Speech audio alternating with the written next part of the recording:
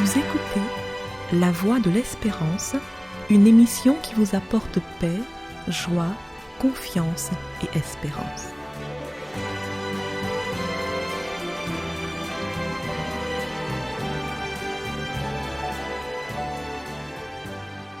Bonjour la Guyane et bonjour à tous depuis la Guyane.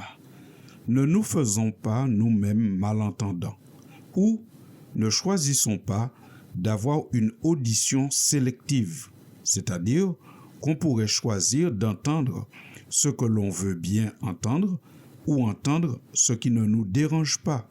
L'actualité nous parle et nous devrions entendre tout ce qu'elle nous dit. Tout nous dit que rien n'est suffisamment solide pour qu'on puisse s'appuyer dessus sans risque de tomber. Vous noterez dans l'actualité que des glaciers millénaires fondent, que la guerre détruit en une nuit ce que des peuples ont construit en un siècle. Les catastrophes naturelles remettent en question la tranquillité des pauvres comme des riches. On n'est à l'abri ni dans les bidonvilles, ni dans les quartiers chics où les villas valant plusieurs millions se font la concurrence. On n'est à l'abri nulle part. Rien n'est suffisamment solide. Des crises politiques et institutionnelles ébranlent bien des pays, même les pays réputés stables. Aucune société ou pays n'est à l'abri donc de l'instauration d'un pouvoir autoritaire. Oui, nous pouvons dire que les choses sont tellement bouleversées, tellement ébranlées, qu'on se demande si on ne pourrait pas voir réapparaître un pouvoir autoritaire dans des pays qu'on a toujours connus comme des pays démocratiques depuis plusieurs années. Rien n'est suffisamment solide pour qu'on s'y appuie sans risque de tomber. Ni la sagesse humaine, ni les richesses et les biens, ni les institutions ne sont suffisamment résistantes et durables pour qu'on puisse se reposer dessus sans prendre garde. Toutes ces choses sont nécessaires, mais elles ne devraient pas avoir l'exclusivité de nos pensées et mobiliser toute notre énergie comme si rien d'autre n'existait. Ce monde et ce qu'il renferme n'est pas éternel et il n'est pas non plus suffisant pour le bonheur de l'être humain. Il y a en plus des réalités matérielles, celles que nous pouvons toucher, celles que nous pouvons voir, une réalité spirituelle que nous devrions prendre en compte en tant qu'individu, famille et même en tant que société. L'homme a besoin d'autre chose que le matériel pour atteindre le plein bonheur. Dieu s'évertue à faire passer ce message. Le message qui consisterait à mettre en garde l'homme contre le fait de compter que sur ce qu'il voit et ce qu'il touche. Dieu ne recule devant aucun sacrifice pour faire entendre et comprendre ce message. Dans l'épître aux Hébreux qui se trouve dans la Bible, au chapitre 1er, nous lisons ceci. Après avoir autrefois et à plusieurs reprises et de plusieurs manières parlé à nos pères par les prophètes, Dieu dans ces derniers temps nous a parlé par le Fils qu'il a établi héritier de toutes choses, par lequel il a aussi créé le monde. Fin de citation.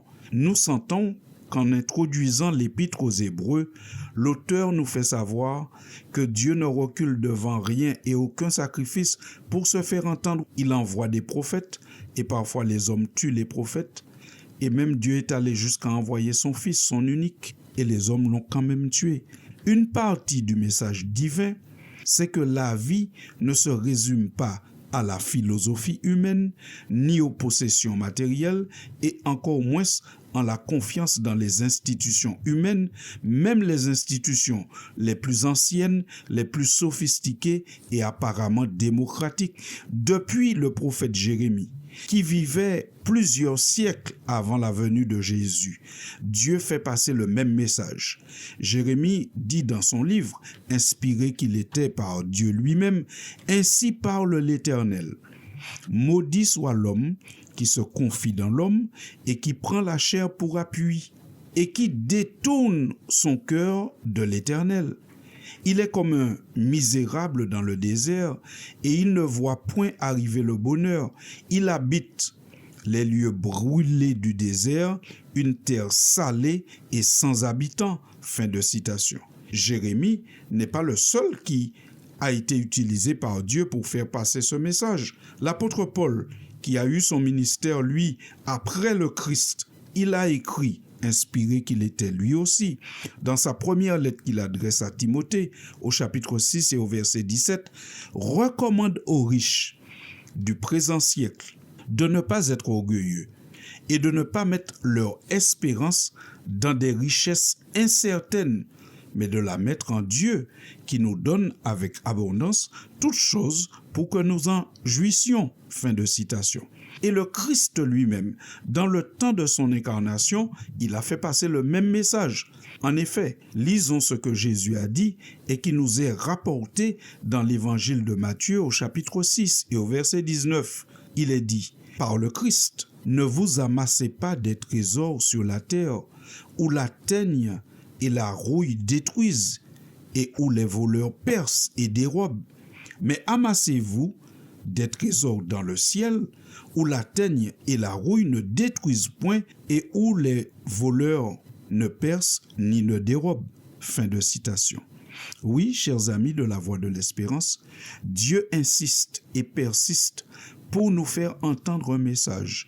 La vie ne peut pas se résumer uniquement à ce que l'homme touche et à ce qu'il voit.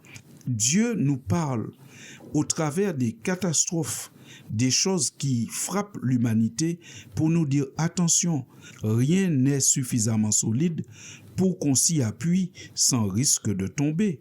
Lorsqu'on entend les calamités qui tombent semaine après semaine, on devrait se demander qu'est-ce que cela signifie. Les cataclysmes se succèdent à une cadence accélérée. Que de fois n'entendons-nous pas parler de tremblements de terre, de cyclones, de ravages causés par des incendies et des inondations, de lourdes pertes en vies humaines et en biens matériels.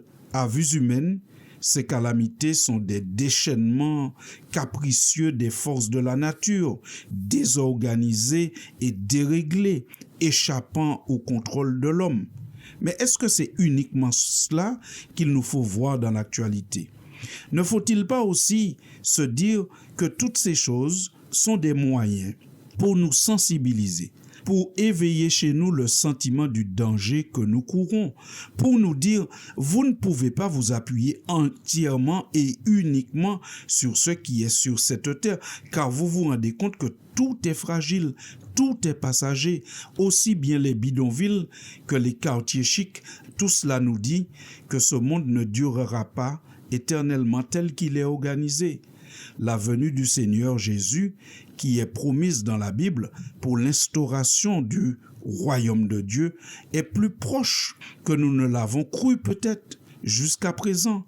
Le monde dans lequel nous sommes est fragile, chers auditeurs. Il nous faut donc prendre au sérieux l'avertissement du Seigneur que Jésus lui-même a donné dans l'évangile de Matthieu au chapitre 24 et au verset 44, quand il a dit « C'est pourquoi vous aussi, tenez-vous prêts, car le Fils de l'homme viendra à l'heure où vous n'y penserez pas. » Fin de citation. N'ayons donc pas une audition sélective.